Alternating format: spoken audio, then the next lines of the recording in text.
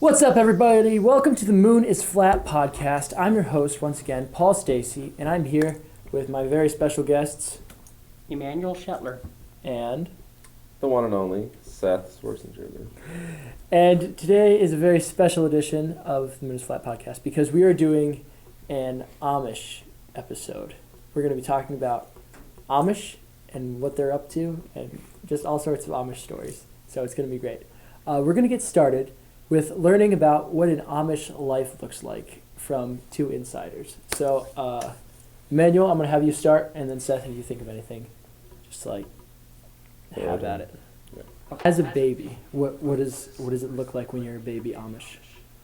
Well, when you're born, most of us, I was born at home, and you just, I guess, grow up normal as a baby. I mean, and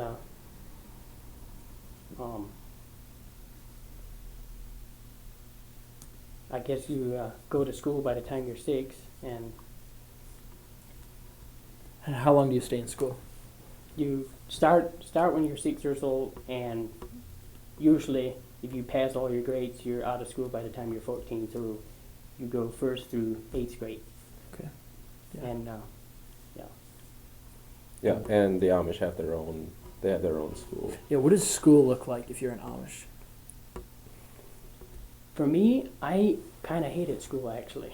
I did not really like to go to school because I was kind of a hard learner, and I got made fun of a little bit in school. So I kind of didn't like going to school.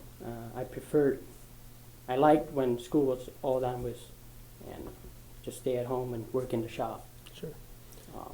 And what does a typical Amish school day look like?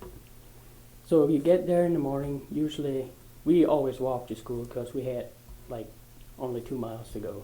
So we just walked. Only 2 miles. Yeah. And well, by the time 8 o'clock, usually all school churches, Amish schools start at 8 o'clock in the morning, and teacher rings the bell. You usually get there 7:30, a little earlier, and then you go outside and play and whatnot. And then when the teacher rings the bell, you go inside, and usually they start out with reading. Okay. And you read, have reading books in there, and you read stories. And then next you go to arithmetic, and then you have spelling, and actually English first, and then spelling. And spelling was my favorite because I was not too bad at it, but I sucked at arithmetic. All right, so you just graduate from school. You're like, do they call it graduating? Not really. They kind of. So you're there and you're Don't they basically just say you're done? So you're done? Yeah, cool topic about this. Most Amish, like the way I grew up, their kids they have to wear suspenders, and then they get excited their last year of school because they get to go without suspenders. I remember that. They get to pull off their suspenders and throw them. So it's like tossing your graduation cap. So do they move on to like a belt, or do No they, belts. No belts. Oh, so you just have fit buttons. pants. Cool. Cool. You just got to get your mom to tighten the pants up. I think the reason it became like that is when you're young and you're growing, they keep the pants kind of loose because you're always growing, and so you have to wear suspenders to keep them on. Yep. Once you're basically done growing, they make pants that fit you and don't fall down, and they can do that because you're not going to outgrow them.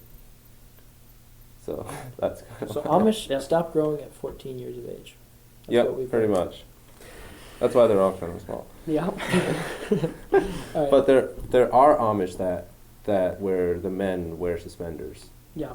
All the time. Different denominations, is that the word? Well, Not really. Not they're the same. They're part of the same church under the same umbrella, but How many different umbrellas are there? well, there's one big thing, and that's the Amish, Mm-hmm. and then there's 1,000 within there. It's like a big A branch lot, of lots and different- lots. Lots of little umbrellas. And because they constantly would split up, and that's how it got fragmented into all these little groups that all have their kind of unique traditions and rules and accents and things that they do. So, is there Amish slang? oh, let's see. I guess. I mean, the whole language is basically slang. Yeah. Because Yeah. Pennsylvania Dutch is not, it's what they speak, but it's not, it's based on German, but it's... They call it Pennsylvania Dutch, but it's still a mixture. It's not exactly Pennsylvania Dutch. Yeah, there's English mixed into it, and it's not, they don't write it. They do study German a little bit, 1 day a week, Yep. right? On Fridays. On Yep. Fridays. Yeah. You get to read German, and then you get to write German cursive, which is very hard. Oof. But So it's still like the same like letters that we have though, right? yeah, it It's was just in a completely different order. yeah complete. Well, the letters are made different, like spelled different. Oh, so it'd be like the German alphabet. It is actually So there's a a German German alphabet. cursive. Yeah, Nice. Oh. Wow. So do you still know German alphabet? not very little, if any. Okay. But I do know the alphabet. You know how to read. I know how to read. Yep. So you're 14 or 15 years old, and you just threw away your suspenders because you're never going to grow And again. then that's when your work begins. What I kind of guess. work? Well, but Is basically whatever. there like an apprenticeship, if or you're do you just pick? if your dad wants you to work at home, you get to work at home. If he wants you to go to a shop, you go to a shop, and all the money goes to your parents until you're 21. I mean, you get a little bit here and there, maybe for maybe if you want to buy a gun, if you work hard enough, you can Yeah. maybe buy a gun. Yeah. Yeah, so you basically, you don't get much say in where you work Right. or what you do. And then all the money you make until you're 21 goes straight to your parents. And as like a 15-year-old Amish, is that annoying, or is that just like, is that just how things are? That's really just how things are. It can be annoying, I guess, but when you get out of school, first when you start school, you're looking to finish school and get out of school. You're wait until you're 14. You can't wait for it, and Yeah. then once you turn 14, you can't wait till you're 16 and a half or 17. That's when you start joining the youth group in Mhm. church. What does youth group look like in church? How often do you get together? What do you do? Most, like, every 2 weeks, basically. And when we do get together, it's mostly singing Sunday nights. And, You get to hang out with your friends a bit? yeah. But not very often. It's, like I said, every 2 weeks, mostly. Okay. And if you get lucky, you'll see them during the week working, if you work away or something. Mm-hmm. So you're now 16 or 17 or 18 years old. At what age do Amish get married? And like, what does Amish dating look like? That's a good one. So, Amish dating, like the way we did it, when I was 16 and a half, I joined the youth group, and then they have singings every other Sunday night after church. And this is late at night, the singing start at like 8, 9 o'clock. And you sing, and then after the singing, if something's going on, I guess the couple of the older boys in the youth group, they pick a girl that they might take you to that night, and you gotta go and sleep with that girl that night. Not the sleeping with girls like most people would think. You're not doing the thing, but basically, it sounds like crazy to to say this, Right. but this is how they do it. I was only Amish up until I was like 6 years old, so Right. I've only heard about this, but you spend the night at that girl's house, and you just hang out in her bedroom, and I don't know what they do, drink coffee or talk Just about hanging around. So, when I was 17, one Sunday night they tried to take me, and I was not ready. Luckily, I guess nobody really is. luckily, I had a fast horse, and I got away that night, and I went for home.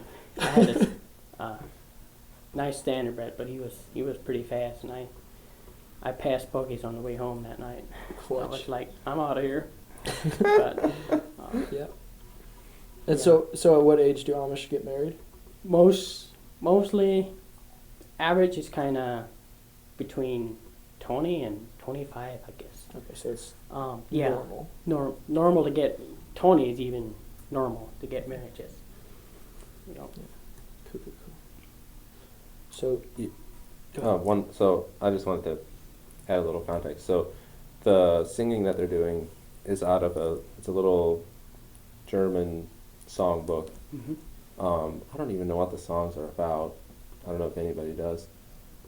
Probably people that understand German, but they have these little songbooks that all the kids get. Like I think when they join the youth group, right? Their parents give them. Their parents give them a song. A songbook, yeah. So they're singing out of these little German songbooks. So it's all German songs that they're singing. So like a typical youth group, they'll get together, sing a bunch of songs. Bless you. bless me. And then after they're done singing is when all the craziness starts to happen. So yeah. You know, Cool. you try to hitch up your horse real quick and get out of there when you see something brewing. So, That's how I did it anyway. so if you're an Amish 17-year-old at any point, have a fast horse. Is Yeah. what we've learned. Yeah. Preferably have a fast horse when you're Amish and 17. Mhm. Cool. All right, so now you're like 20 to 25, and you're married, and so do they like start having kids right away and just never stop? Basically. Okay. Yeah. And Can't stop, won't stop. yeah, what is the average number of kids that an Amish family will have? 8 to 10, something like that. I would say Rookie numbers. for sure 8. There was 8 in my family, but I've heard of 20. There was a neighbor where I grew up. Neighbors, they had, I believe they had 20 at one point. So This is not good water. That is a crazy number of kids. yeah. Were they like twins and triplets and quadruplets, or just like kid? I'm kid, not. kid? I think there was a few twins in there, like one set of twins in there, but mostly just back to back. But yeah, They get after it. Yep, they Yep. churn them out. So you're now like 45, 50, 40, 35. It takes a long time to have 20 kids. So say you're 45. 20 years. Yeah. 30. So you're 45. Let's just say you're 45, and you're kind of transitioning out from being like so much of a like parent role. Do you become like, what does a grandparent role look like? Do you have the kids over for Sunday afternoon dinner, or do you have the kids over when it's time for an Amish vacation, or what does that look like? Usually, I've heard. Usually you have the kids over, like you're talking when you're a grandparent. Yeah. Usually you have the kids over like Sunday afternoon after church, or what we call the in-between Sunday. So every other Sunday they have church. So there's an in-between Sunday, and that's when, if you want to go visit somebody, your neighbors, your friends, you can go in-between Sunday. And you're still working because you started when you were like 15, and you work. Yeah. How long do you work? You basically work until you can't work Until no you more. can't? Yeah. I mean, obviously, when you grow older, you can't work as hard. Right, You don't yeah. do as much. You try to stay in the house where it's warm. Mhm. Yeah. But also the way it's set up is, by the time you're an older guy, you should have at least 5 to 6 to 8 boys Yep. working, and all that income is coming in.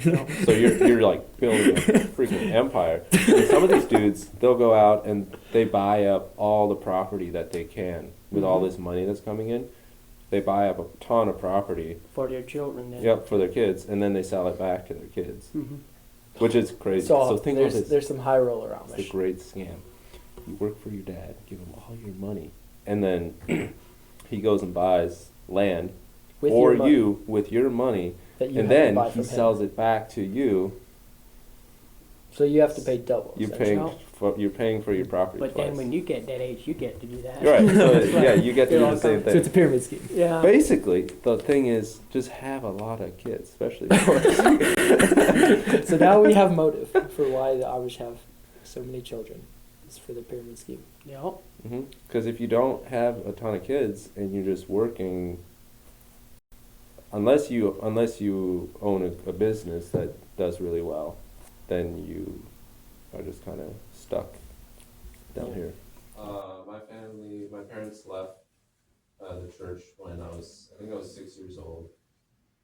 I think that's when we officially weren't members anymore. We still went to the church for a little while, till I was probably around 7 or so, and then we stopped going, and yeah. But my parents left during a split, so they were never officially shunned. Right. Because you can, when the church splits, you can leave, become not a member, and then pick whichever side you agree with more, and then pick one, and then become a member again.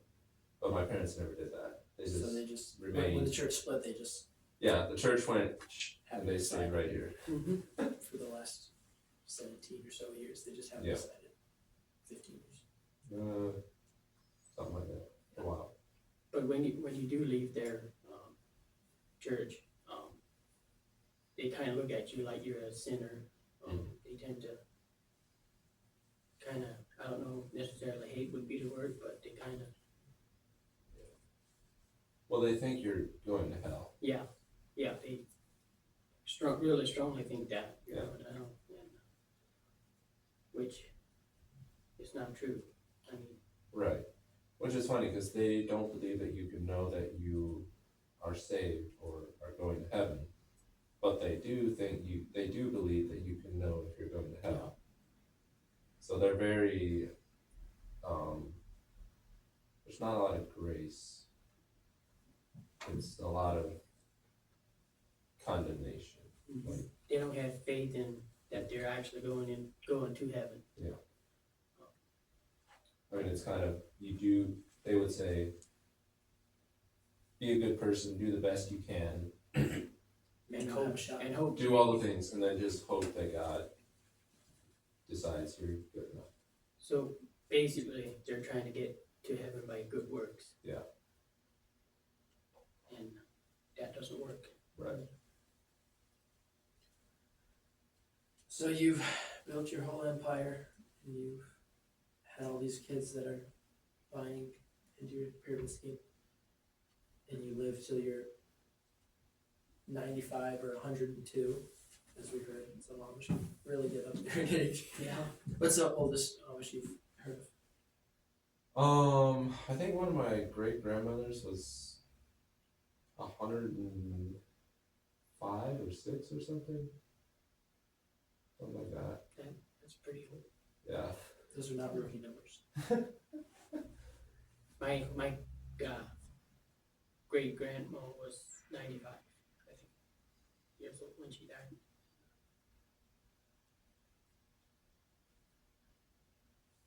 Like an Amish funeral, what does that look like? So Amish funeral, when somebody dies, usually the whole church gets together and helps the family, and they help them get ready for the funeral. They have the funeral at their place, and they pick out 6, I believe it's 6 strong men they pick out to dig the grave, and then the day of the funeral, those men would also cover up. Right. Do you have to be buried in a graveyard when you're an Amish, or can you be buried on your property?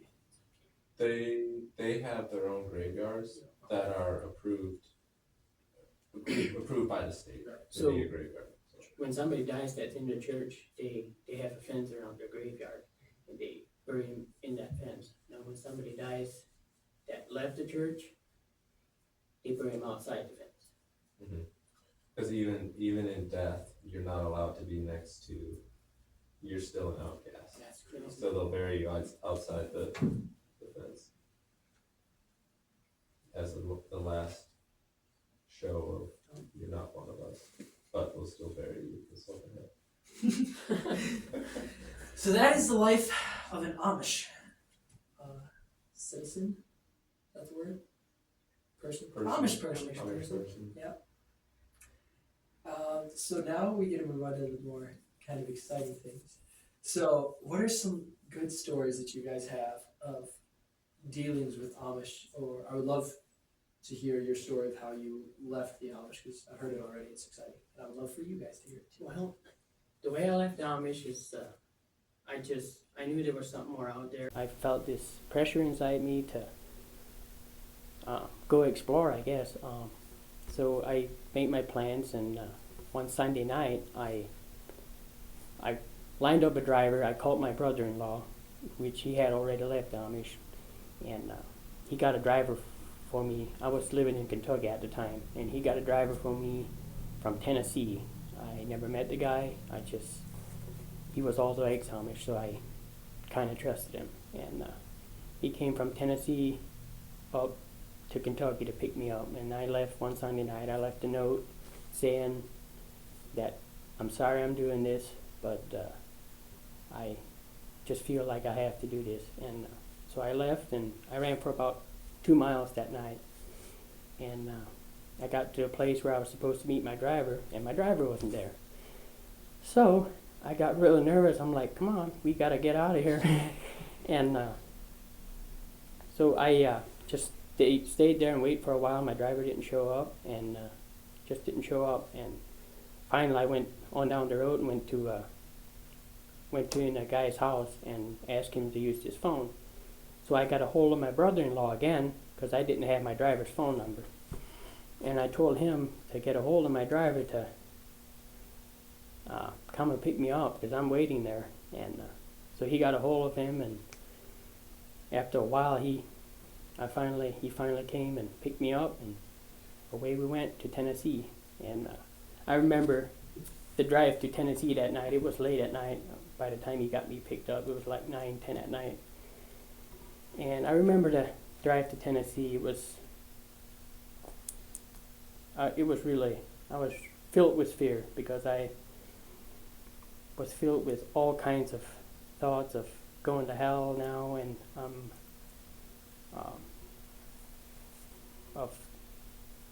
I was thinking of my family. Obviously, leaving them behind was hard. My mom and my sisters, leaving them behind was really hard. And I was thinking maybe our car is going to crash and I'm never going to see it again. And I was just filled with fear. But I made it through, and we made it to Tennessee.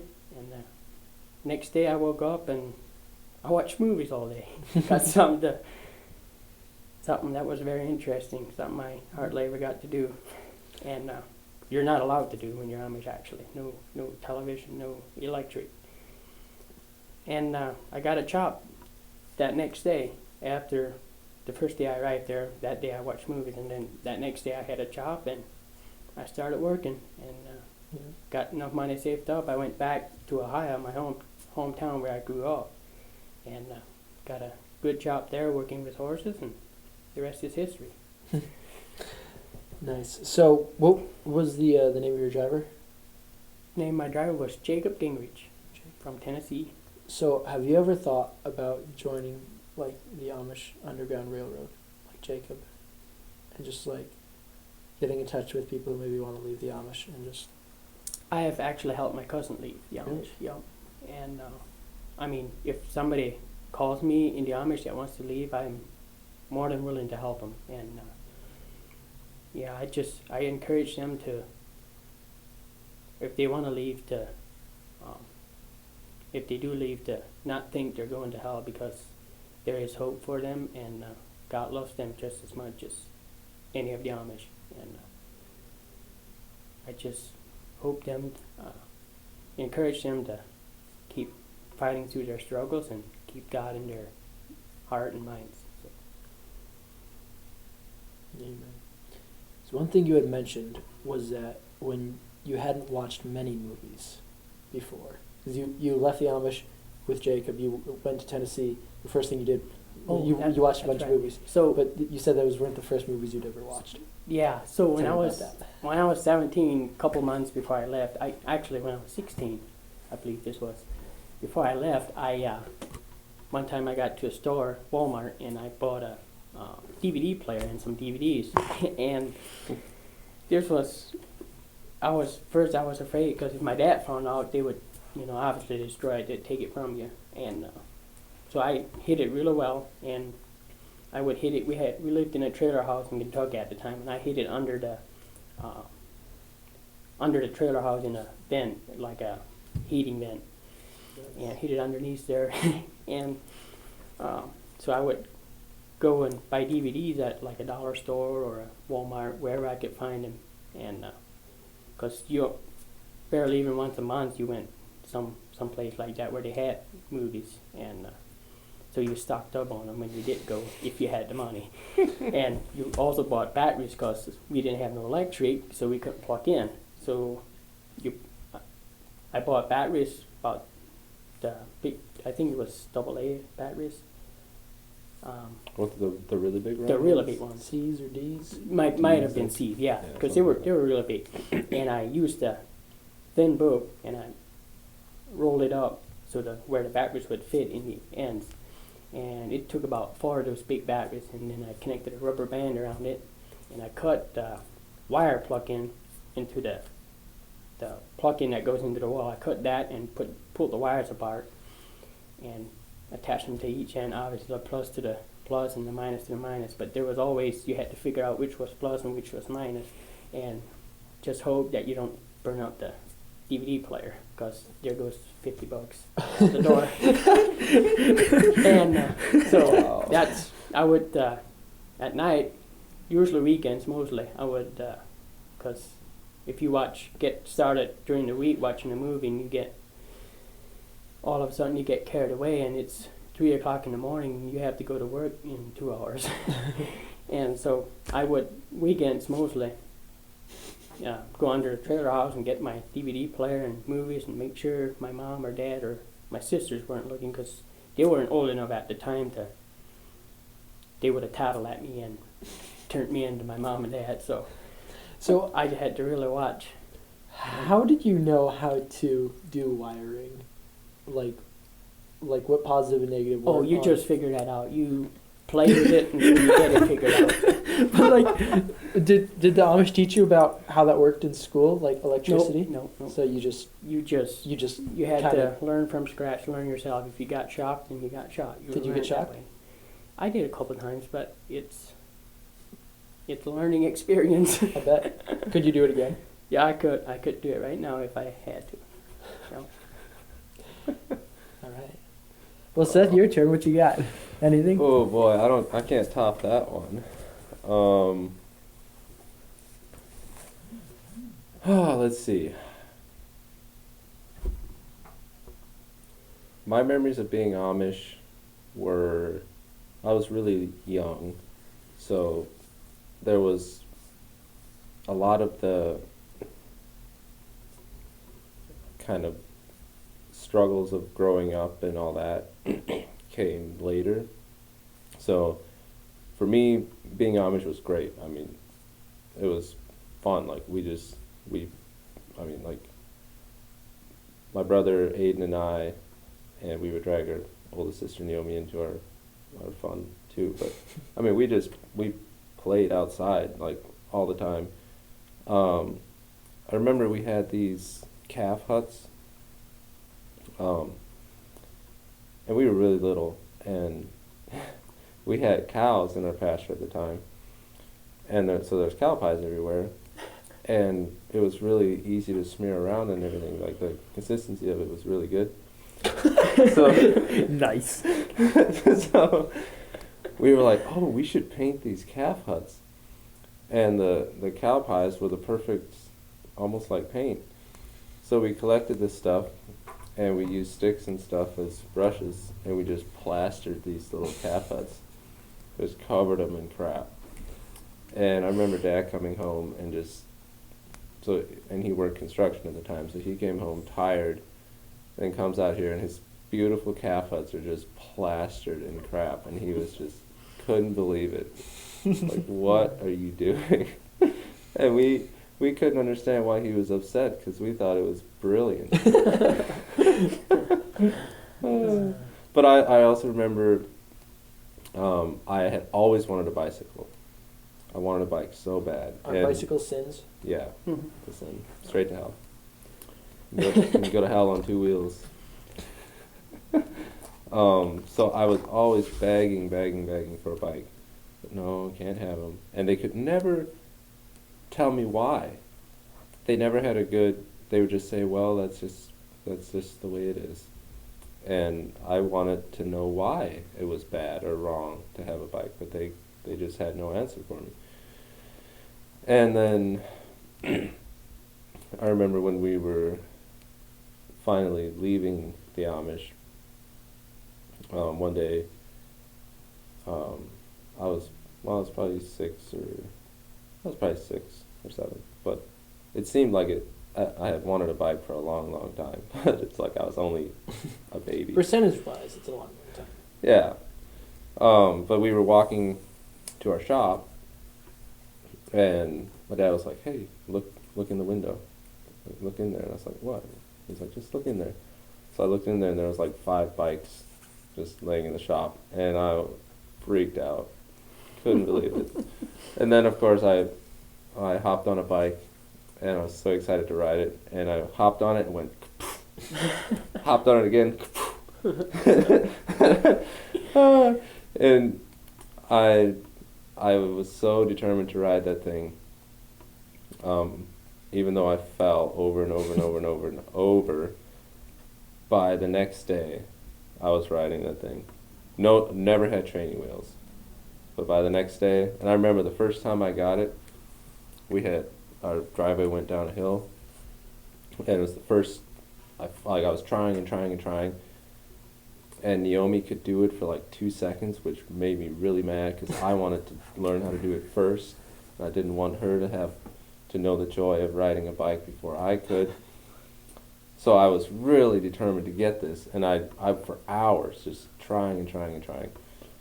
And finally, I remember the first time I got it, and I was like, oh, I'm going!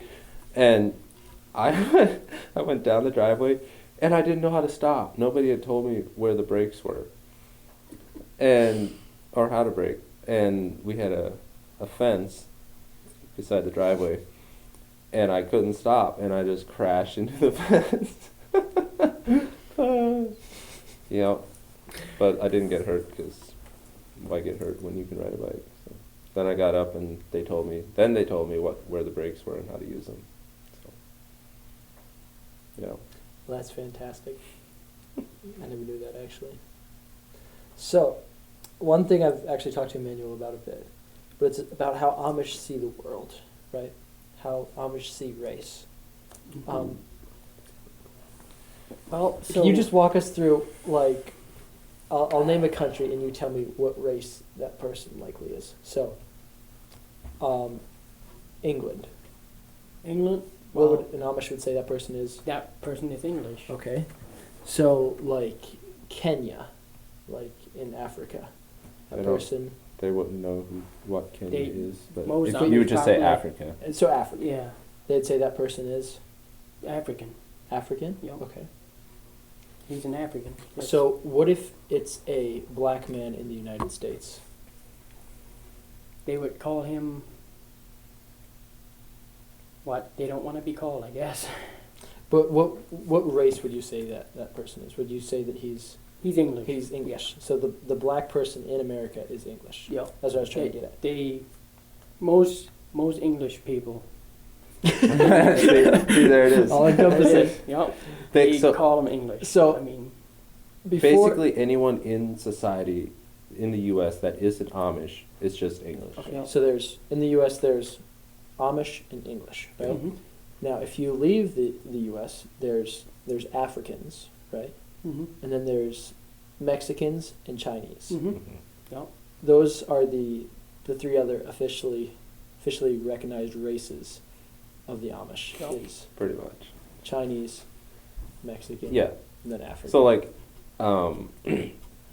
anyone from South America or anyone from south of Mexico that speaks Spanish, they're just Mexicans. Yep. People from Spain, Mexicans. Yep. Anyone that speaks Spanish, Mexican. Well, there you have it, folks. I just thought that was hilarious, and you guys should get to know it too. Yeah. Yeah. Well, I don't think I had anything else I wanted to touch on.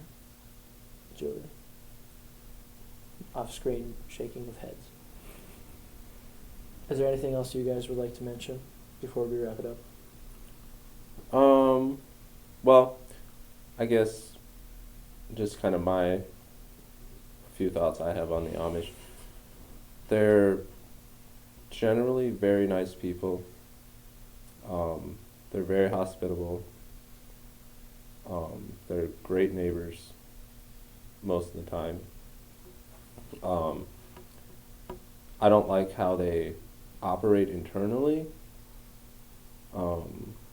especially the way they raise their children and everything. I don't think it's right, but I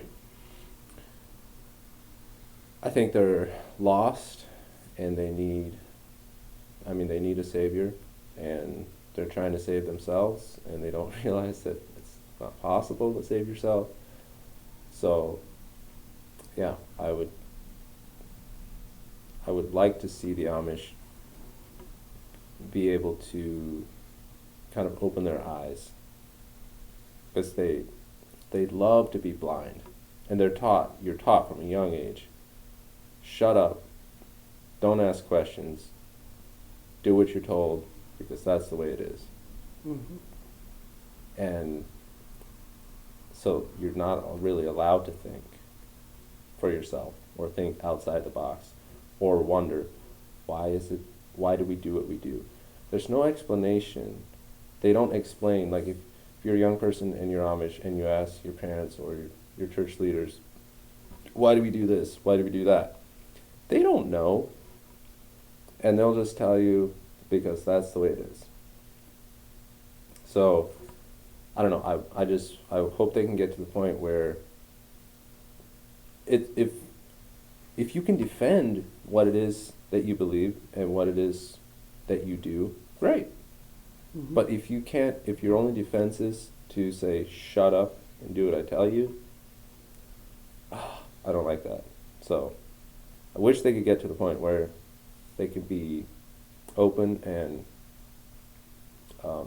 defend what it is that they believe, and then maybe realize that they stand on nothing and that they're lost and they need a savior. So that's my quick 30-second, 1 minute rant on it. All right. Emmanuel, you got anything? Well, I kind of agree with Seth on that. Yeah, I think most Amish are lost. I think there's a few that, know, but for the majority of them, I think they are lost and they need a savior. And they do kind of tell you off when you ask questions about how they believe, and they kind of just don't. When you mention scriptures in the Bible, they kind of just don't want to talk about it, and because they know that you have scripture to back your stuff up, and they don't. So Sure. Yeah. So they don't want to process logically. They just want to hold on to tradition. To what they have, tradition. Yeah. Well, there you have it, folks. Thank you so much, Emmanuel and Seth, You're for welcome. joining us. Thank you for watching and listening to and experiencing The Moon is Flat.